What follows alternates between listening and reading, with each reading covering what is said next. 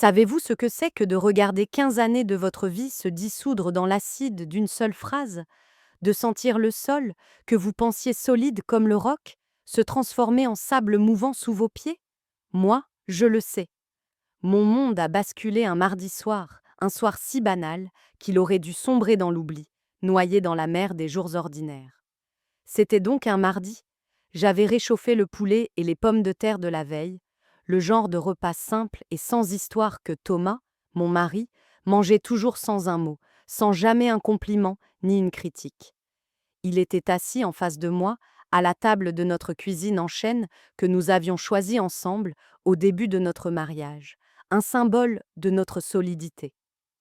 Il mâchait machinalement, le regard perdu dans l'écran lumineux de son téléphone, faisant défiler les pages d'un monde virtuel qui semblait bien plus captivant que le nôtre. Rien, absolument rien, ne semblait pouvoir perturber cette routine bien huilée. Et puis, entre deux bouchées de poulet, il a levé les yeux. Son regard, dépourvu de toute chaleur, s'est posé non pas sur moi, mais quelque part au-dessus de mon épaule, comme s'il s'adressait à un fantôme. Grace, je crois qu'il est temps de faire un test ADN pour Jacob. Pendant une fraction de seconde, mon cerveau a refusé de traiter l'information. Les mots flottaient dans l'air, dépourvus de sens. J'ai cru à une plaisanterie, une tentative maladroite d'humour noir, quelque chose d'absurde pour briser la monotonie.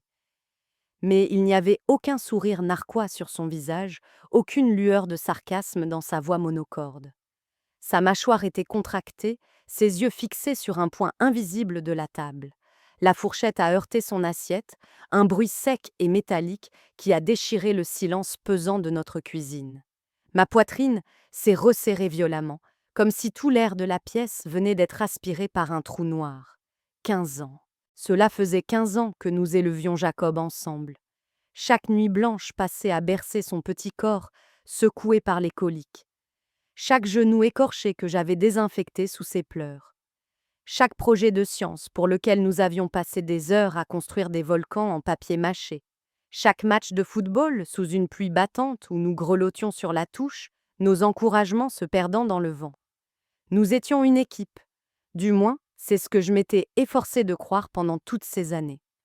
Et maintenant, l'homme qui partageait ma vie, mon lit, mon fils, se posait des questions. « Tu as perdu la tête ?» ai-je réussi à articuler, forçant un rire qui sonnait faux à mes propres oreilles. J'espérais désespérément qu'il esquisse un sourire, qu'il admette que c'était une idée stupide, une pensée passagère et insensée. Mais il n'a rien fait. Son visage est resté de marbre, une statue de froideur et de détermination. L'absurdité de la situation me donnait le vertige. Une image s'est imposée à moi, si vive et si nette qu'elle en était douloureuse. Thomas, debout dans cette salle d'accouchement aseptisée, les larmes coulant sans retenue sur ses joues, la toute première fois qu'il avait tenu Jacob dans ses bras. Thomas, qui n'avait jamais pleuré, pas même à l'enterrement de sa propre mère. Mais il avait pleuré ce jour-là, serrant notre nouveau-né contre sa poitrine, comme si l'univers venait de lui offrir enfin une raison de ressentir quelque chose de pur et de vrai. Je me suis accrochée à ce souvenir comme une naufragée à son radeau. Mais face à son visage fermé, ce souvenir se transformait en une illusion, une pièce de théâtre dont j'avais été la seule spectatrice. Je ne lui ai pas crié dessus. Je n'ai pas jeté mon assiette contre le mur. Je n'ai pas demandé comment il osait m'insulter de la sorte, insulter notre histoire, notre famille. Au lieu de cela, un étrange calme m'a envahi. J'ai terminé mon repas comme si de rien n'était, puis, cette nuit-là, je suis restée éveillée à ses côtés dans l'obscurité de notre chambre. Il dormait profondément, sa respiration régulière et paisible, tandis que je fixais le ventilateur de plafond, comptant les rotations infinies de ses pales, me demandant comment ma vie avait pu dévier si brutalement de sa trajectoire. Pendant les 2 jours qui ont suivi, le silence entre nous est devenu une entité physique, une présence lourde et suffocante. Il partait travailler plus tôt que d'habitude, rentrait tard, m'accordant à peine un regard. Sans plus de discussion, comme si la décision était déjà gravée dans le marbre, nous nous sommes retrouvés assis côte à côte dans une clinique privée, aux murs beige et à l'éclairage blafard, attendant que l'infirmière nous appelle. Ce matin-là, Jacob nous avait demandé pourquoi nous allions tous voir un médecin. Thomas, d'un ton calme et sec qui glaçait le sang, lui a répondu que ce n'était qu'un examen de routine, une simple prise de sang. Je n'ai pas eu la force de le contredire. Je n'en ai pas parlé à ma sœur, Anna, qui m'appelait pourtant chaque soir pour prendre de mes nouvelles, ni à ma meilleure amie, Vicky, qui avait toujours une opinion bien tranchée sur les hommes et leurs défauts. J'ai porté ce fardeau seul, car le dire à voix haute, c'était commencer à admettre que cela pouvait être vrai. L'infirmière nous a accueillis avec une bonne humeur forcée, comme si elle ne percevait pas la tension qui irradiait de nos corps raides. Son sourire éclatant était comme un projecteur braqué sur ma honte. Me voyait-elle comme l'épouse infidèle? Voyait-elle Thomas comme le mari trompé et bafoué? Ou peut-être nous voyait-elle simplement comme un autre couple en train de se défaire lentement dans sa salle d'attente impersonnelle? Lorsqu'elle a passé un coton-tige à l'intérieur de la joue de Jacob, il a grimacé et a cherché mon regard pour se rassurer. J'ai réussi à lui sourire, mais à l'intérieur, je tremblais de tous mes membres. Thomas, lui, ne souriait pas. Il ne me regardait même pas. Il signait les formulaires d'une main ferme et assurée, comme s'il s'agissait d'une simple déclaration d'impôt ou d'une formalité administrative. J'étais assise là, silencieuse, essayant de contenir le chaos qui faisait rage en moi, avec l'impression que les murs de la clinique se refermaient sur moi. Et c'est à ce moment précis que j'ai compris.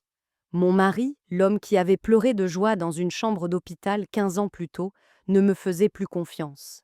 Et dans son silence, dans sa froideur glaciale, j'ai compris que cette épreuve n'allait pas seulement remettre en question la lignée de Jacob, elle allait tester les fondations mêmes de notre mariage, et je craignais qu'elle ne soit déjà fissurée au-delà de toute réparation. Les jours qui ont suivi ont été une longue marche dans un brouillard épais et glacial. Chaque heure était pesante, chaque minute étirée par un silence assourdissant. Thomas m'adressait à peine la parole, il partait travailler avant l'aube et rentrait bien après le coucher du soleil. Lorsqu'il s'asseyait enfin à table, il mangeait rapidement, le regard fixé sur son assiette, comme si ma présence était un inconvénient plutôt qu'un réconfort. Au début, j'ai essayé de faire comme si de rien n'était. Je continuais à plier ses chemises, à laisser son café dans le thermos près de la porte, à dresser la table avec les 2 couverts habituels. Mais le silence entre nous était un mur de briques, solide, qui grandissait de jour en jour, nous isolant l'un de l'autre. Jacob a remarqué le changement avant même que je puisse tenter de le dissimuler. Un soir, alors qu'il remuait distraitement les petits pois dans son assiette, il a murmuré d'une petite voix. « Maman, papa est en colère contre moi ?» Ses grands yeux marrons, si semblables à ceux de Thomas, cherchaient une réponse simple, une parole rassurante qui pourrait effacer cette tension palpable. Ma gorge s'est nouée, mais j'ai forcé un sourire que je sentais crispé. Non, mon cœur. Il est juste très fatigué. Le travail a été difficile ces derniers temps. Le mensonge avait un goût amer dans ma bouche, mais que pouvais-je lui dire d'autre? Que son propre père doutait d'être son père? Que l'équilibre fragile de notre famille ne tenait plus qu'à un fil, prêt à rompre à tout instant? Quand Anna m'a appelé ce soir-là, sa voix chaude et familière résonnant dans le combiné a failli me faire craquer. J'avais une envie folle de tout lui raconter, de me décharger de ce poids. Elle avait toujours été mon encre, celle qui me rappelait qui j'étais quand la vie devenait trop sombre. Mais les mots sont restés coincés dans ma gorge. Je lui ai simplement dit que j'étais fatiguée. Elle a, elle a marqué une pause, puis a soupiré. Tu sais, Grace, Thomas a toujours eu ce côté-là. Tu te souviens comment il me posait 1000 questions sur chaque détail quand je gardais Jacob bébé? Il s'inquiétait pour des choses complètement absurdes. À l'époque, je me disais que c'était parce qu'il tenait énormément à lui. Mais parfois, je me demande s'il ne sait tout simplement pas faire confiance. Ces mots ont ravivé un souvenir douloureux. Des années auparavant, alors que Jacob était encore tout petit, Thomas m'avait accusé d'avoir laissé la porte de derrière déverrouillée. Je savais que ce n'était pas vrai. Mais il m'avait fixé avec ce même regard froid et accusateur, comme si ma parole ne valait rien. Certaines blessures ne guérissent jamais complètement. Elles forment une croûte fine qui se rouvre au moindre contact. La maison elle-même semblait avoir changé. Elle n'était plus un foyer chaleureux, mais une chambre d'hôpital stérile et froide, imprégnée d'une terreur inexprimée. Thomas s'y déplaçait comme un fantôme, silencieux, détaché. J'ai commencé à remarquer des petits détails qui, additionnés, formaient un tableau inquiétant. Il emportait son ordinateur portable dans le bureau et fermait la porte, ce qu'il ne faisait jamais. Un matin, j'ai découvert qu'il l'avait verrouillé avec un mot de passe. Il emportait son téléphone partout avec lui, même dans la salle de bain. Le soir, au lit, il se tournait immédiatement dos à moi et s'endormait en quelques minutes, comme s'il avait la conscience parfaitement tranquille. Pendant ce temps, je restais éveillée, écoutant le bourdonnement du réfrigérateur, comptant les tic-tac de l'horloge, chaque seconde s'écoulant comme une goutte d'eau torturante. Je me demandais ce qui avait pu semer ce poison dans son esprit. Quelqu'un avait-il fait une remarque désobligeante sur le fait que Jacob ne lui ressemblait pas? C'était ridicule. Jacob avait le même menton à fossettes, les mêmes cheveux bouclés, la même façon de froncer les sourcils quand il était en colère. Mais la logique n'avait plus sa place. Le doute s'était enraciné dans l'esprit de Thomas, et il se répandait comme une mauvaise herbe, étouffant tout sur son passage. Le 5e soir, le silence était si oppressant que j'ai cru que j'allais hurler. J'ai regardé Thomas, absorbé par la section des sports de son journal, m'ignorant complètement, et j'ai compris. Il ne doutait pas seulement de Jacob, il doutait de moi depuis le début, et je ne pouvais rien faire d'autre qu'attendre le verdict qui allait soit me blanchir, soit détruire tout ce que nous avions mis 15 ans à construire. Le matin où nous devions recevoir les résultats, je n'ai pas pu avaler mon café. La tasse est restée intacte sur la table, sa vapeur s'élevant en volutes fantomatiques. Mes mains ne tenaient l'eau pas en place. Jacob était déjà parti pour l'école. Dieu merci. Je n'aurais pas supporté qu'il me voie dans cet état. Thomas nous a conduits à la clinique sans prononcer un seul mot. Il serrait le volant avec une telle force que ses jointures étaient jaunes blanches. Assise sur le siège passager, je regardais défiler le paysage familier, mais tout me semblait étranger, comme si je le voyais à travers une vitre déformante. À la réception, la même femme nous a accueillis, avec le même enthousiasme déplacé. Monsieur et Madame Caldwell, le docteur va vous recevoir. Mes genoux ont menacé de se dérober, alors que nous traversions le couloir stérile. Le médecin était assis derrière un grand bureau en acajou, ses lunettes posées bas sur son nez. Son visage était grave, le genre de visage qu'on prend pour annoncer une catastrophe. Il a feuilleté lentement le dossier, chaque page tournée résonnant comme un battement de tambour dans ma poitrine. Finalement, il a levé les yeux. « Êtes-vous prêt à entendre ce que j'ai à vous dire ?» Thomas n'a même pas scié. « Oui. » Sa voix était ferme, presque agressive. Ma gorge était si serrée que j'ai à peine réussi à hocher la tête. Le médecin a tapoté les papiers avec son index. D'après les résultats, la probabilité de paternité est de 0%. Monsieur Caldwell, vous n'êtes pas le père biologique de Jacob. Les mots m'ont frappé comme un coup de poing en pleine poitrine. La pièce s'est mise à tourner. Un bourdonnement assourdissant a envahi mes oreilles. J'ai senti Thomas se raidir à côté de moi, puis laisser échapper un souffle qui ressemblait à une confirmation. « Je le savais », a-t-il murmuré. Mais le médecin n'avait pas terminé. Son regard s'est posé sur moi, et pour la première fois, j'y ai décelé autre chose que du jugement. C'était de l'inquiétude. « Il y a autre chose », a-t-il dit prudemment. En plus des tests de paternité, nous vérifions systématiquement l'ADN maternel comme contrôle. Il a marqué une pause comme s'il hésitait à prononcer la sentence. « Madame Caldwell, Jacob n'a aucun lien biologique avec vous non plus. » Mon cœur s'est arrêté de battre. Je l'ai fixé, attendant qu'il se rétracte, qu'il dise que c'était une erreur. « Quoi ?» ai-je soufflé, ma voix à peine un murmure. Il a secoué la tête, l'air désolé. « Nous avons refait le test 3 fois. Les résultats sont formels. Jacob n'est biologiquement l'enfant d'aucun de vous deux. » Le sol s'est dérobé sous mes pieds. Le médecin continuait de parler, mais ses paroles ne m'atteignaient plus. Jacob, mon Jacob, pas mon fils, même pas le mien. Thomas s'est levé d'un bond, arpentant le bureau comme un animal en cage. Je savais que quelque chose n'allait pas, je le savais. Il s'est tourné vers moi, le regard rempli d'un venin glacial. Tu n'avais qu'une seule mission, Grace, une seule. Et regarde ce que tu as fait. J'ai ouvert la bouche, mais aucun son n'est sorti. Que pouvais-je dire? J'avais porté ce garçon, je l'avais mis au monde, j'avais senti sa peau contre la mienne, j'avais embrassé chaque égratignure et apaisé chaque cauchemar. Mais un morceau de papier venait de dire à mon mari que tout cela n'était qu'un mensonge. De retour à la maison, le silence était plus lourd que n'importe quel cri. Thomas a claqué la porte de la chambre d'amis, et j'ai compris qu'il ne reviendrait pas dans notre lit. Ce soir-là, je me suis assise seule à la table de la cuisine, une vieille boîte à chaussures remplie de souvenirs devant moi. Le bracelet d'hôpital de Jacob, sa première mèche de cheveux, les photos de nouveau-né. Je les ai parcourues du bout des doigts, cherchant désespérément une preuve que je n'avais pas rêvé ces 15 années de maternité.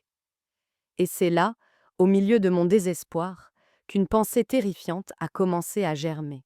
Si Jacob n'était pas mon fils, et s'il n'était pas celui de Thomas, alors qui était-il?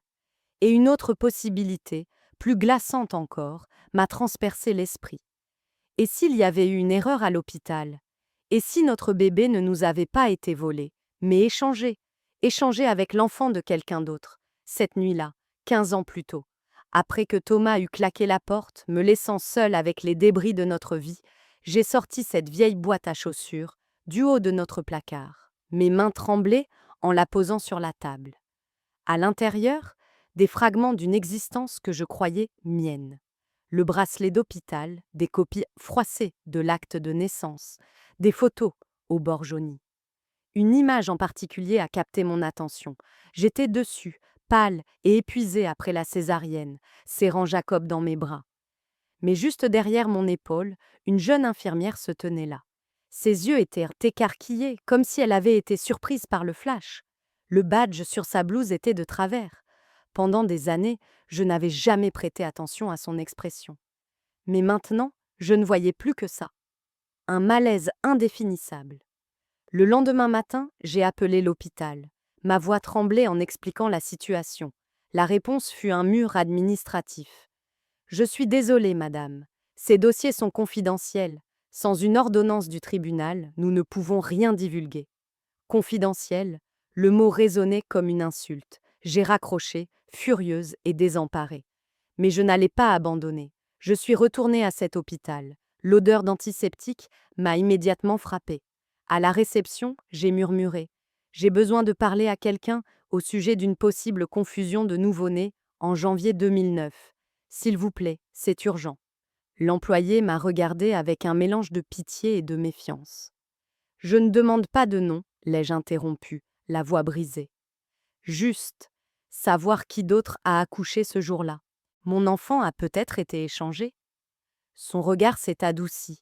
Elle a disparu dans un bureau et a été revenue 10 minutes plus tard avec une femme plus âgée, aux cheveux argentés. Son badge indiquait Diana Whitmore, directrice des services aux patients. Son regard était bienveillant. « Je me souviens de vous, a-t-elle dit doucement. Vous avez eu une césarienne d'urgence. C'était compliqué. On a failli vous perdre. J'en ai eu le souffle coupé. Je travaille ici depuis 40 ans, a-t-elle expliqué. Certaines histoires, on ne les oublie pas. Elle m'a fait entrer dans son bureau et m'a laissé tout raconter. Quand j'ai eu fini, elle a sorti un épais dossier poussiéreux d'une armoire. Janvier 2009, a-t-elle murmuré. Ce jour-là, il y a eu 3 autres naissances. 2 garçons, une fille. La vôtre était la seule césarienne. Mon pouls s'est accéléré. 2 infirmières étaient en arrêt maladie. Le service était débordé. Je ne vais pas vous mentir, Madame Caldwell. Oui, une erreur est possible. Le mot « possible » a résonné dans ma tête. Il y avait une nouvelle infirmière cette semaine-là, a-t-elle ajouté. Très jeune, elle n'est pas restée longtemps. Elle s'appelait Nathalie Brooks. Vous devriez peut-être commencer par là. Nathalie Brooks. Le nom tournait en boucle dans ma tête. Je me suis enfin confiée à Vicky. Il te faut un avocat, a-t-elle déclaré sans hésiter. Elle m'a donné le nom de Christopher Lane. 2 jours plus tard, j'étais dans son bureau. C'était un homme d'une quarantaine d'années, au regard perçant. Je lui ai tout raconté. Quand j'ai eu fini, il a dit: Grâce, je dois être honnête. La vérité que vous cherchez pourrait vous apporter plus de douleur que de réconfort. Êtes-vous prête à affronter cela? Ma vie était déjà en ruine. Je veux juste savoir, ai-je murmuré. Il a engagé un détective privé. Une semaine plus tard, il m'a rappelé. Nous l'avons trouvée, Nathalie Brooks. Elle vit à environ 120 km d'ici. Elle est fleuriste. Contre l'avis de mon avocat, j'ai pris ma voiture. La boutique était petite, coincée entre une pharmacie et un magasin d'articles de pêche. Derrière le comptoir, une femme aux cheveux blonds a levé les yeux et s'est figée. Elle m'a reconnue. Nathalie Brooks, ai-je dit. Vous travailliez à l'hôpital en janvier 2009. Ses mains se sont crispées sur les ciseaux qu'elle tenait. Puis, elle a murmuré. J'avais 21 ans. Dans l'arrière-salle, au milieu de l'odeur des œillets, elle a tout avoué. Cette nuit-là, c'était le chaos. J'étais épuisée. J'ai cru que je faisais bien. Quand je me suis rendu compte de l'erreur, plus tard, ma supérieure m'a dit de me taire. J'ai démissionné. Je n'ai pas pu le supporter. Ses yeux se sont remplis de larmes. Je me souviens de l'autre mère, a-t-elle ajouté. Elle avait les cheveux roux. Son mari était dans le bâtiment. Elle s'appelait Monica, Monica Reed. Le trajet jusqu'à l'adresse de Monica Reed était irréel. Le quartier était modeste. La femme qui a ouvert la porte avait les cheveux roux et un visage fatigué. Avant que je puisse parler, elle a murmuré. Vous étiez à l'hôpital en janvier 2009? Ce n'était pas une question. À l'intérieur, un adolescent était affalé sur le canapé. Il a levé les yeux, mon souffle s'est coupé. C'était le visage de Thomas. Le même angle de mâchoire, le même front. C'était lui. Ryan, a dit doucement Monica. Le garçon m'a fait un signe de tête. Monica m'a regardé. Pendant des années, j'ai su que quelque chose n'allait pas. Le groupe sanguin de Ryan ne correspondait pas. Le médecin a dit que ça arrivait, mais je savais. Nos regards se sont croisés, deux mères unies par le même doute silencieux. Je crois que nos fils ont été échangés, ai-je dit. Elle a fondu en larmes. Mon Dieu. Nous avons décidé de faire les tests. L'attente a été une torture. Quand Christopher a appelé, j'ai cru que mon cœur allait exploser. Grace, c'est confirmé. Ryan Reed est votre fils biologique. Et Jacob est celui de Monica. Je me suis effondrée en sanglots, non pas parce que j'avais perdu Jacob, car rien ne pourrait jamais effacer nos 15 années, mais parce que toute ma vie reposait sur une erreur. J'ai regardé la photo de Jacob sur la cheminée. « Tu es mon fils », ai-je murmuré. « Peu importe ce que dit le sang, tu es à moi. » Thomas, lui, devenait chaque jour plus distant. La vérité ne l'a pas rapproché de moi. Au contraire, elle lui a donné l'excuse parfaite pour s'éloigner définitivement. Un après-midi, en consultant notre compte bancaire, j'ai vu la vérité. Une facture d'hôtel, un dîner pour deux, un reçu de fleuriste pour des roses que je n'avais jamais reçues. Ce soir-là, je l'ai confronté. Pour qui étaient les roses, Thomas? Il a d'abord essayé de nier, puis a haussé les épaules avec mépris. Ça ne veut rien dire. Quelque chose en moi s'est brisé. La gifle est partie toute seule. Comment oses-tu? Ai-je crié, la voix tremblante de rage. Tu as douté de moi, de Jacob, et pendant tout ce temps, c'est toi qui mentais. Il est parti en claquant la porte. 3 jours plus tard, j'ai reçu les papiers du divorce. Pas un appel, pas un mot, juste une signature. Sous le chagrin, un étrange soulagement a commencé à poindre. Je n'avais plus à marcher sur des œufs. L'homme que j'avais aimé était parti depuis longtemps. Maintenant, c'était officiel. Le jour de la rencontre est arrivé, sous un ciel gris et un froid qui semblait s'infiltrer jusqu'à mes os. Nous avions choisi un lieu neutre, un grand parc à mi-chemin entre nos deux maisons. Alors que je garais la voiture, Jacob essaie de rester silencieux à côté de moi, ses doigts tapotant nerveusement sur son genou. « Tu n'es pas obligé de faire ça, tu sais, lui ai-je dit doucement. Il a secoué la tête. « Non, je dois le faire. » Nous les avons vus de loin, assis sur un banc près du lac, Monica et Ryan. En nous approchant, j'ai vu que Monica était aussi nerveuse que moi. Ryan, lui, fixait ses pieds, les épaules voûtées. Le silence qui a suivi notre arrivée était assourdissant. C'est Jacob qui l'a brisé. Il a regardé Ryan et a dit avec un petit sourire maladroit: Alors, on dirait que j'ai tes cheveux. Ryan a levé la tête, surpris, et un sourire a éclairé son visage, un sourire qui était le mien. Et j'ai ton menton, à Fossette, a-t-il répondu. Nous nous sommes assis, tous les quatre, sur ce banc froid. Nous n'avons pas parlé du passé, pas ce jour-là. Nous avons parlé de choses banales. L'école, les jeux vidéo, la musique. J'ai appris que Ryan aimait dessiner, tout comme moi.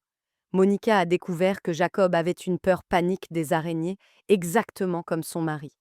Lentement, maladroitement, nous avons commencé à tisser les premiers fils d'une nouvelle réalité, une réalité compliquée et sans précédent. En repartant, alors que le crépuscule tombait, Jacob a glissé sa main dans la mienne. C'était bizarre, a-t-il dit. Oui, ai-je répondu. Mais ce n'était pas si terrible. Il a hoché la tête. Je savais que le chemin serait long et difficile. Il y aurait de la colère, de la confusion, du chagrin. Mais pour la première fois depuis ce terrible mardi soir, je n'étais plus seule dans le brouillard. Nous étions 4, 2 mères et 2 fils, liés non pas par le sang, mais par une erreur du destin. Et en regardant mon fils, celui que j'avais élevé, j'ai compris que la famille n'était pas une question de biologie, c'était une question de choix, le choix d'aimer, de protéger et de rester, même quand le monde s'écroule. Et ce choix, je le referai chaque jour pour le restant de ma vie.